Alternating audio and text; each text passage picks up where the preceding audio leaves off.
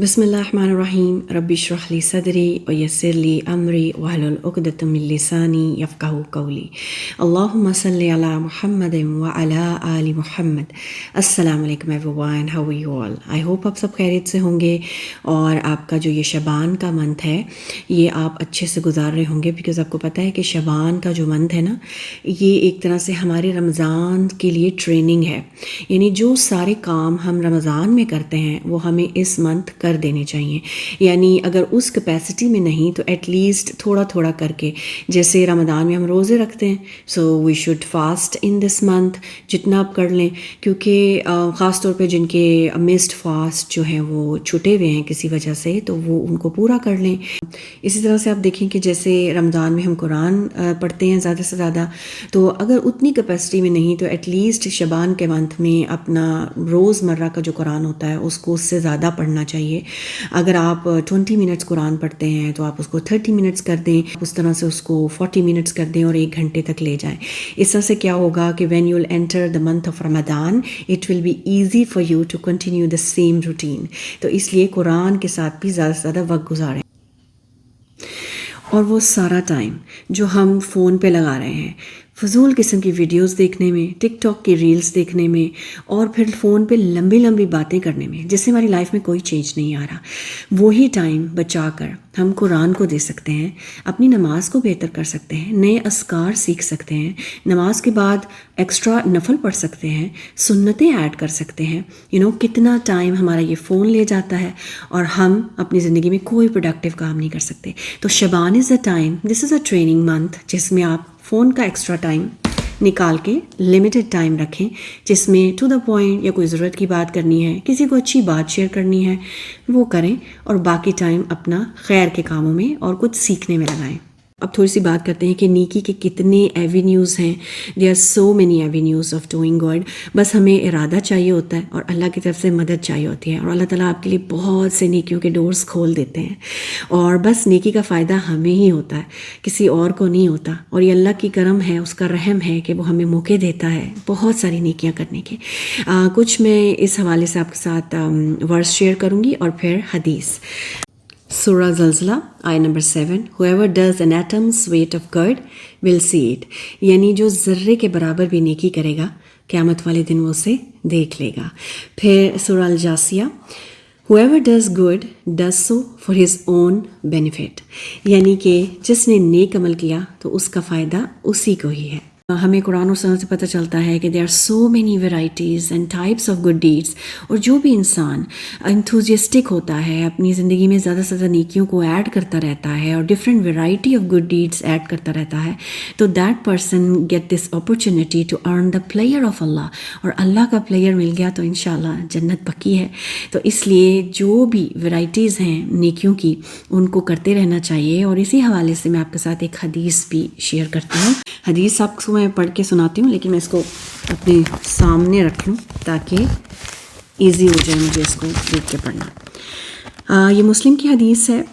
حضرت عائشہ رضی اللہ عنہ said, the messenger of Allah صلی اللہ علیہ وسلم said, every human being is created with 360 joints, and the person who expresses the greatness of Allah, praises Allah, proclaims the oneness of Allah, glorifies Allah, seeks forgiveness from Allah, removes a rock, thorn or bone from the path of people, enjoins good or prohibits evil, has justly accounted for the 360 joints, and he will then have spent that evening having distanced himself from the hellfire۔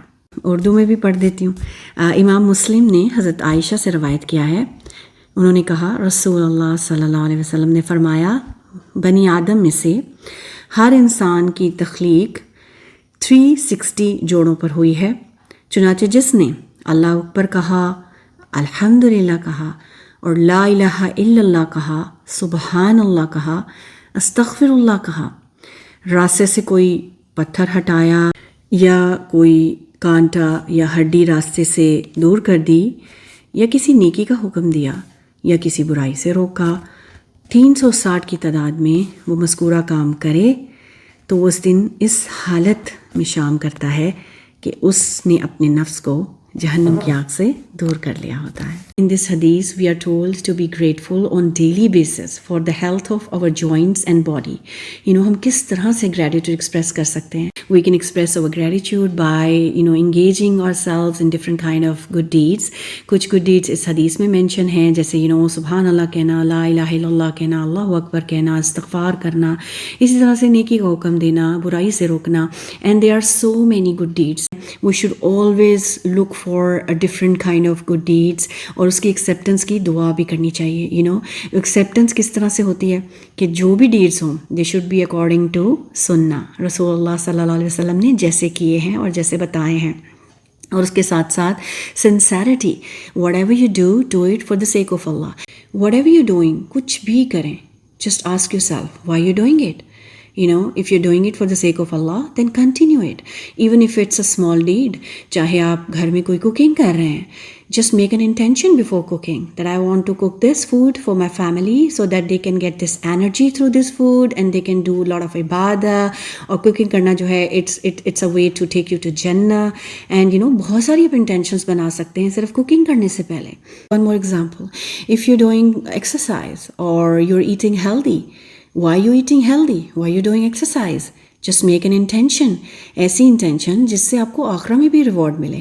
You can make an intention کہ this body is a trust, it's an amana from Allah subhanahu wa ta'ala and you're taking good care of it.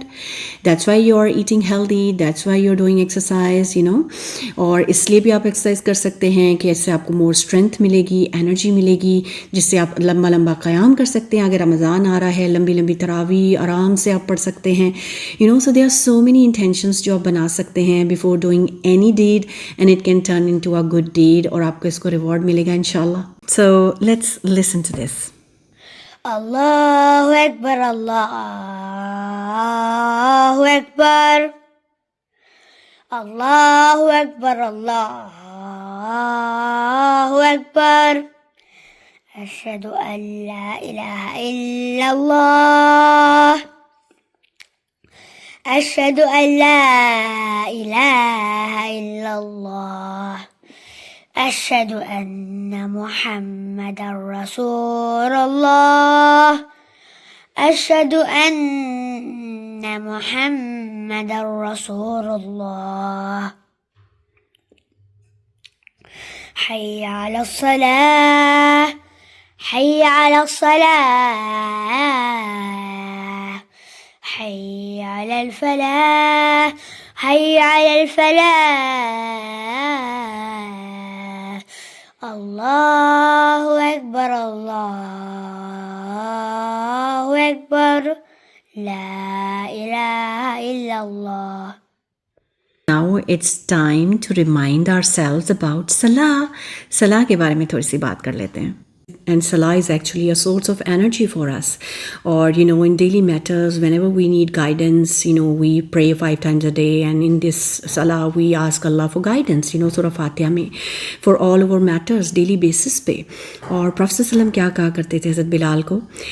He was the companion who was responsible to call azan, And he used to say, "Oh Bilal, give the call to prayer and bring comfort to my heart." تو نماز ہم سب کے دلوں کی comfort ہونی چاہیے, coolness of our eyes ہونی چاہیے. جب بھی نماز کا ٹائم آئے, this is the time to actually free ourselves from all the distraction of this dunya. This is actually freedom. This namaz time is actually a freedom for us. That was all for today. I hope it was beneficial for you. I will see you next time. Till then, take care of yourself. Assalamu alaikum.